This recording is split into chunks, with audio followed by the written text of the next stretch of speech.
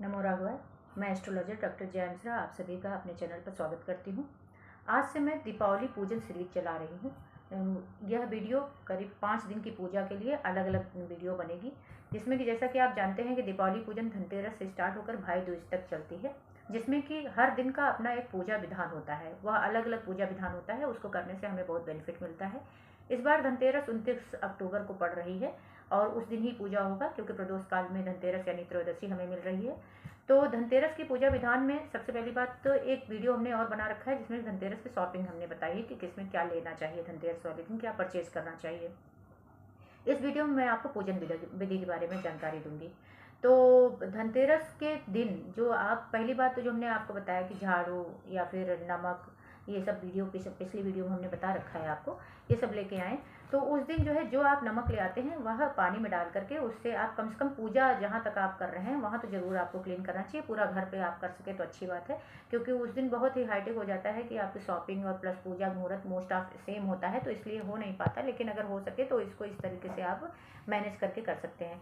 उसके बाद क्या करना है कि पूजा का पूरा साफ करके और वहाँ पर जो है आप पूजन करेंगे। सबसे उससे पहले आपको क्या करना है, उसके पहले आपको जो आपका मेन गेट होगा उसमें दाहिनी तरफ अच्छे से क्लीन करके वहाँ पर स्वास्तिक बना करके एक तांबे के लोटे में पूरा चावल से भर करके और उसमें चावल भर दीजिए और उसके ऊपर एक दीपक प्रज्वलित कर दीजिए। वह दीपक रात भर प्रज्वलित रहेगा, यह ध्यान रखें, वो पूरी रात जलेगा। तिल के तेल का दीपक होना चाहिए, क्योंकि उस दिन जो है यम की भी पूजा होती है। तिल का तेल हो या फिर सरसों का तेल हो, आप रात भर उस दीपक को जला सकते हैं। उसमें चाहें तो आप पल्लव भी लगा सकते हैं, जो है जो आम की पत्ती या अशोक की पत्ती उस कलश में आप लगा सकते हैं।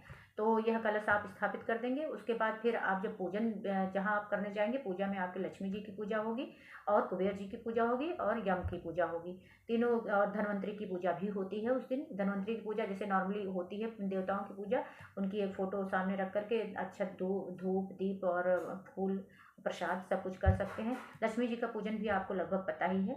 इसमें मेन बात है आपका कुबेर पूजन। कुबेर पूजन में क्या करना है कि 13 दीपक आटे के या मिट्टी के बना करके आप अपनी तिजोरी के सामने, जहां आप पैसा कलेक्ट करते हो आप अपने घर में या फिर प्रतिष्ठान में, जहां पर भी आपका व्यवसाय चलता हो, वहां 13 दीपक, एक मुहूर्त बताया जाता है, जो भी मुहूर्त आपको दीपावली पूजन में दिया जाएगा शाम के टाइम पे, प्रदोष काल में मोस्ट ऑफ होता है। तो उसमें क्या है, 13 दीपक आटे का या फिर उसका मिट्टी का होना चाहिए और घी का दीपक, 13 दीपक आपके जलेंगे।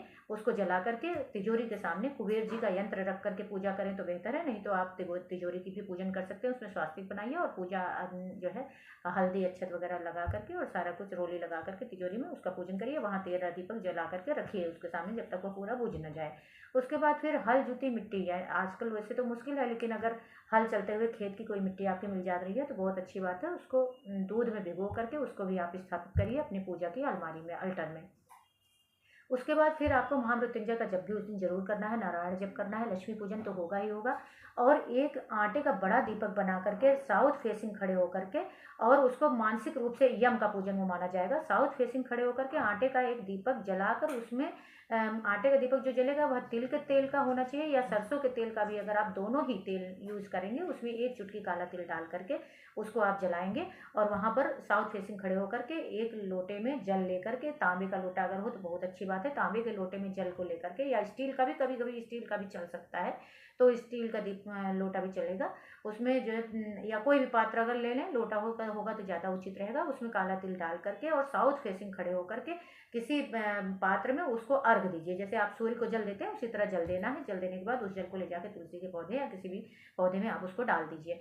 तो यम का अर्घ होगा, यम का दीपक होगा और कुबेर का पूजन होगा। यह दीपक, ये जो दीपक जलाए जाएंगे, ये जब तक पूरी तरह जल नहीं जाते हैं जलना चाहिए। कोशिश करिए कि यम का दीपक तो पूरी रात ही जलना चाहिए। कुबेर का दीपक एक बार वो जितना घी हो उसको थोड़ा थोड़ा डाल करके आप रखिए, तो यम का दीपक भी जलना चाहिए उस दिन। और इस प्रकार से धन्वंतरी का पूजन भी होना चाहिए। उस प्रसाद को सबको जो है ग्रहण करें, सबको वितरित करें। इस प्रकार से धनतेरस की पूजा करके आप अपने घर में सुख समृद्धि ला सकते हैं। इस दिन आपको खरीदारी में झाड़ू जरूर खरीदना चाहिए। कोई आप पोछा वगैरह साफ सफाई करने का कोई भी जो है ये सब डस्टर वगैरह खरीद सकते हैं। अपने प्रतिष्ठान में अगर चेयर वगैरह रख रखे हैं तो उसके लिए गद्दी वगैरह ले लीजिए। और नमक खरीदना चाहिए उस दिन। मोस्ट ऑफ दीपावली का अगर आप शॉपिंग धनतेरस वाले दिन कर लेते हैं तो आपके घर में ज़्यादा बरकत आती है। उस दिन आपका गुंजा, कौड़ी, जो भी दीपावली में पूजन किया जाता है वो सारी चीज़ें लगभग खरीदी जाती हैं। तो इन सब चीज़ों को आप परचेज करके अपने घर में सुख समृद्धि लाइए। आप सभी को धनतेरस और दीपावली की बहुत बहुत अभी से बधाई। और इन सब चीज़ों को फॉलो करके आप अपनी लाइफ को और अच्छा बना सकते हैं। इसके अलावा अगर आपको मेरा वीडियो पसंद आए तो आप इसको सब्सक्राइब, लाइक और शेयर कर सकते हैं। और अगर आपको मेरे थ्रू कुंडली दिखाना हो, किसी भी प्रकार की लाइफ की समस्या चल रही हो, उसको अगर आप करना हो तो मैं फेस रीडिंग भी करती हूँ, फेस रीडिंग भी। और प्लस अगर आपको चार्ट दिखाना है तो व्हाट्सअप नंबर पे मेरे जो है उस पर मेरे डिस्क्रिप्शन बॉक्स में व्हाट्सअप नंबर दिया गया है, उस पर व्हाट्सअप करके और आप अपॉइंटमेंट अपना फिक्स कर सकते हैं। उस पर कॉल न करें, व्हाट्सअप करें जब भी आपको अपॉइंटमेंट लेना हो। और हमेशा अपॉइंटमेंट पेड होगी, तो इस चीज़ का ध्यान रखें। और आप सभी को मेरी तरफ से फिर से एक बार धनतेरस और बधाई, दीपावली की बहुत बहुत बधाई हो। नेक्स्ट वीडियो में हम आपको आगे की पूजन विधि बताएंगे। 5 दिन की पूजन विधि अलग अलग होती है, जैसा कि मैंने आपको बताया वो सारी चीज़ें।